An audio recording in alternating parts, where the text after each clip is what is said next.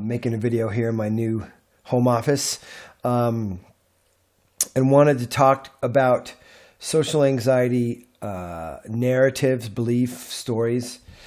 What I've really learned about social anxiety is that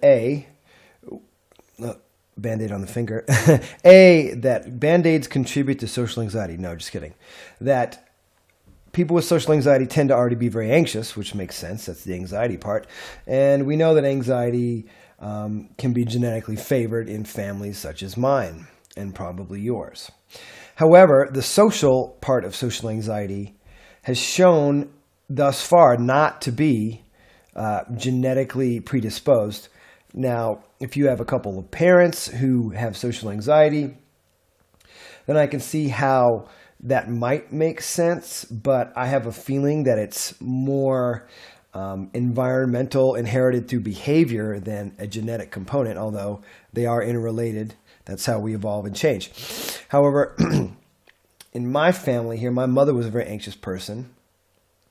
My father is not an anxious person. She definitely seemed to relate to people well.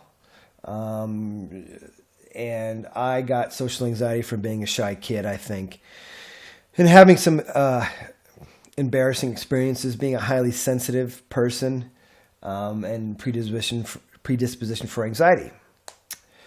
And that's the anxiety part that, I'm naturally anxious and I can be aware of that. Now, as far as the social anxiety is concerned, that's a story, okay? That's a narrative. And I'm not calling it a story to denigrate it or to downplay it. All a story is, or a narrative, is a collection of beliefs that is how we approach the world, okay? We have stories about everything. We have stories about, how we should drive our car. We have stories about how we should be at work. We have stories about how we should look, how we should feel. And I like the word story or narrative because to me it brings a certain lightness to it that we can kind of go, oh, here's my story. And this is what I've been saying to myself, maybe unknown to me for a while, but, starting to get in there and pick through the fear and see what I'm really telling myself and what I'm feeling, how I'm showing up, and start to look at it and say, okay, well, this is how I continue to get in the way of myself and continue to generate social anxiety. And how do I want my story to look? What is the kind of person I want to be? Now, I'm not approaching this from, a fake it till you make it thing necessarily. Fake it till you make it. I guess it can work. But what I'm talking about is really acknowledging your social anxiety story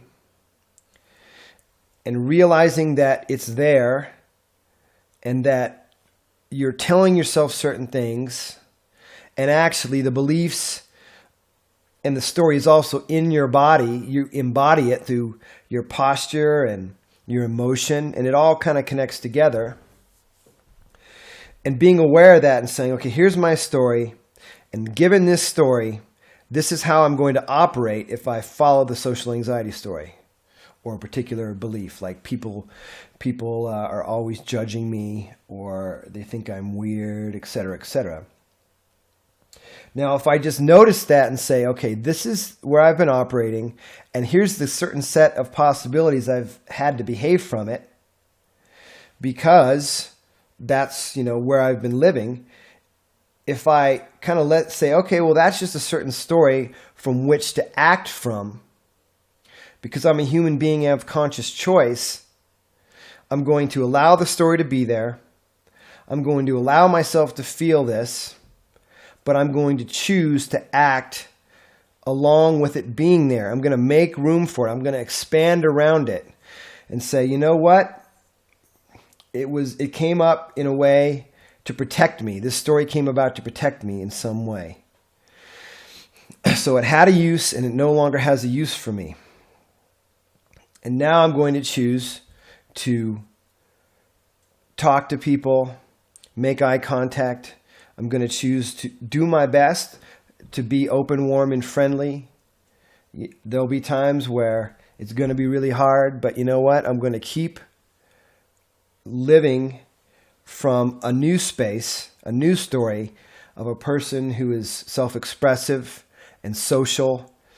And I'll honor the social anxiety story because I can now relate to other people that have suffered with this, right? You can approach it that way. And not only that, you can go a little deeper and say, well, since I've suffered with this, I can actually relate to greater suffering of human beings in general, whatever they're suffering through. Because it all comes down to that suffering if we're resisting our thoughts and our emotions. And the thing is if we, with belief, whether it's good or bad belief, if we have a good set of beliefs that work for us, good beliefs aren't always good and bad beliefs aren't always bad.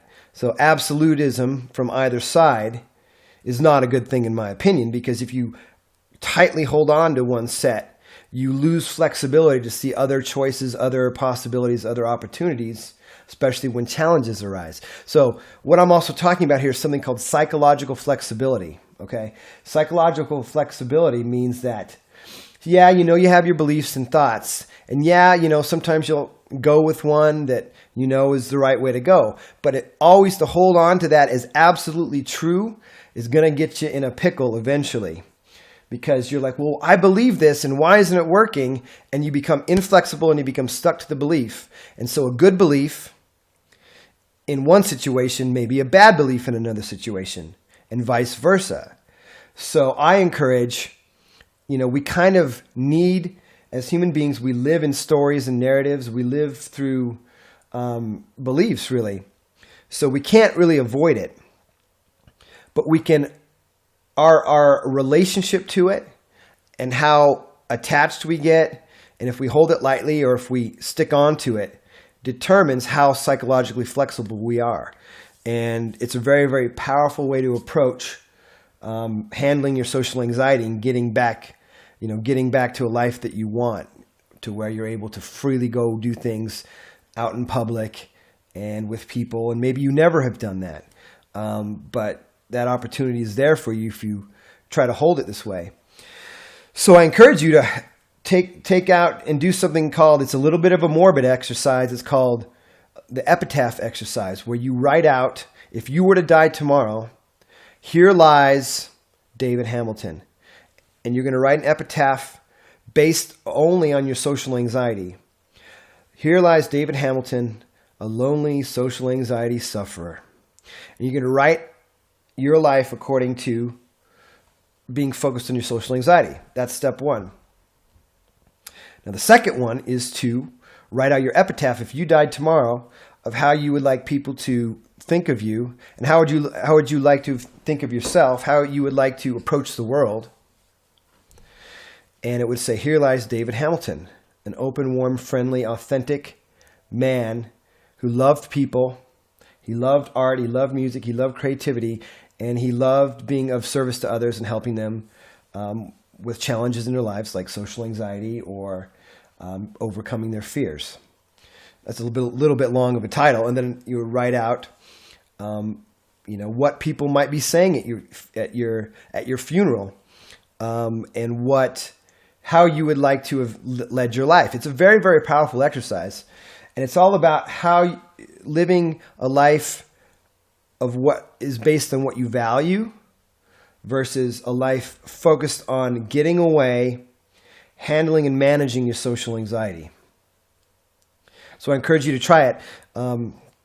Right now, today, I was also making a lesson all about beliefs and how it works with us as humans and how it works with social anxiety. A lesson for my Dissolve Your Social Anxiety course, which is coming out beginning April. And it inspired me to make this video because I really, really saw the power of the narrative and the story. And, just how much we love TV shows and radio and even computer games now and movies and books. And we get so into stories, and there's a lot of emotion and power in them. So even though I talk a lot about mindfulness and kind of detaching from your thoughts, there still is an element that we live in narratives, in a story, in how we show up in the world as human beings. Certainly because we use language, which is a very, very powerful communicator of story, and the images within language, in the emotion that we can put in language. So anyways, I just thought that was an important maybe understanding that I've come across to throw out there to you guys, to hear what you guys have to think. And some of the coaching that I'm offering now, I just started offering coaching as of last week, is really based on this approach as well. Taking a look at the story and kind of getting in there and saying, well, there's this belief, let's take a look at the belief and really see what it's doing, and not say, okay, well, here's the right belief and you've got the wrong belief. It's really about exploring and seeing what possibilities and choices for action and behavior that beliefs will present, and especially around creating social anxiety or not having social anxiety, and living a full, vital, valued life for yourself. Okay, so thanks for watching. As always, subscribe to the YouTube channel up above. Here's some